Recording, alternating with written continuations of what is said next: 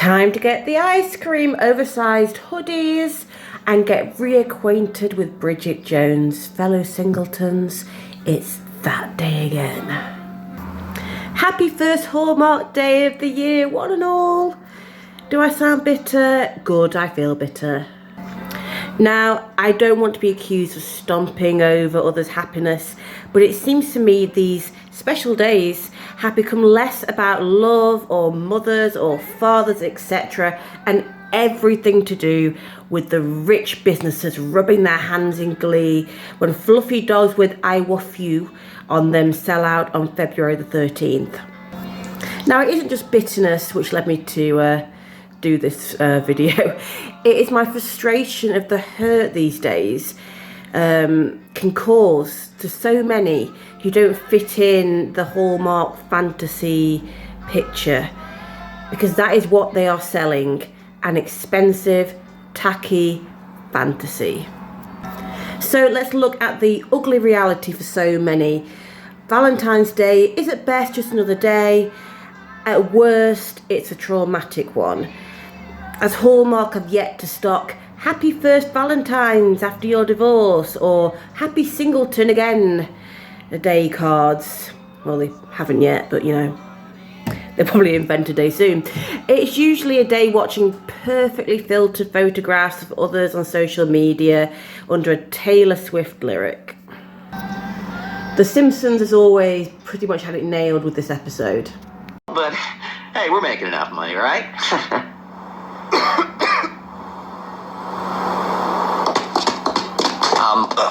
Hey.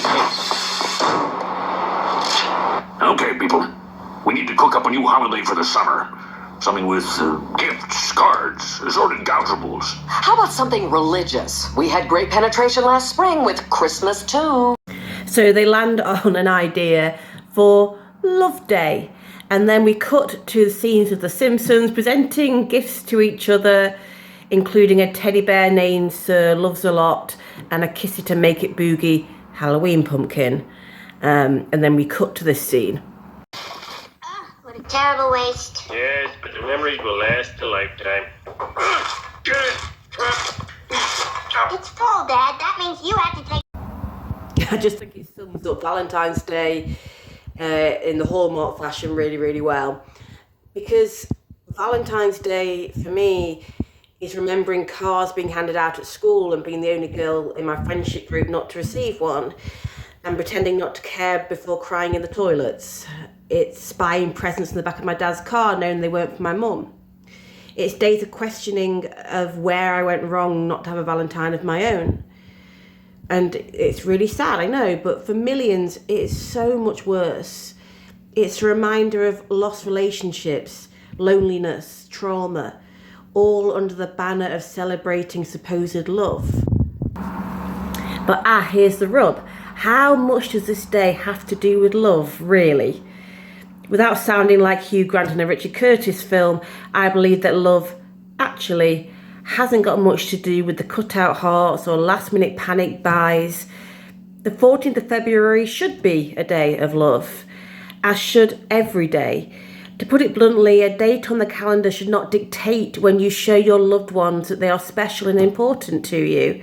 And it shouldn't be done with a petrol station teddy bear, unless you know you're into that.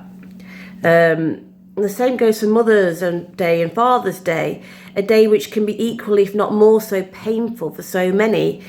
There does seem to be more awareness on social media for those who've lost parents or children, or for those people like myself who desperately want to be parents but for whom it hasn't happened yet. Businesses like Moonpig now offer services where you can opt out of receiving emails regarding these days, and I applaud their sensitivity.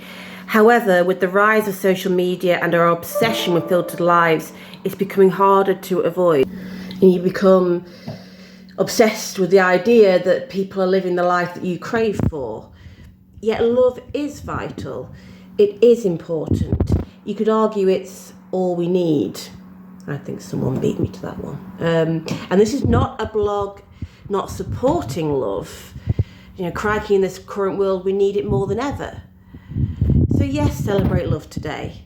Celebrate romantic love, platonic love, love for pets, books and everything in between. Do the same tomorrow and the day after. And I hope you find it in a song or a shared genuine laugh, a hug after a difficult day, rather than the commercialisation that is shoved down our throats. And as a side note, I regret using Bridget Jones as an example, because Bridget was owning life. She had her own flat in central London in her mid-30s. She had an amazing job and a close bunch of friends and family, yet being single made her a failure. Next.